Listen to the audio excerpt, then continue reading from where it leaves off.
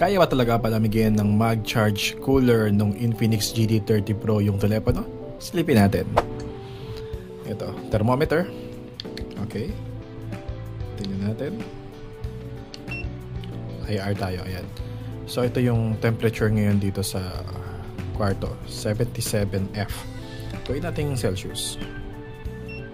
Ito, 25 degrees Celsius kasi naka-aircon tayo. Itutok natin ngayon dito sa cooling, diba? 11 degrees. So, malamig siya talaga, guys. Para siyang ref, actually. Sa paa. Ito yun, 21 degrees, diba? Yan, 26 degrees. Tama yan eh. Tutok natin dito. Yan, 11 degrees talaga eh. So, guys, yes. Nakakatulong talaga to sa heat dissipation and para optimal yung gaming experience mo using the Infinix GT30 Pro.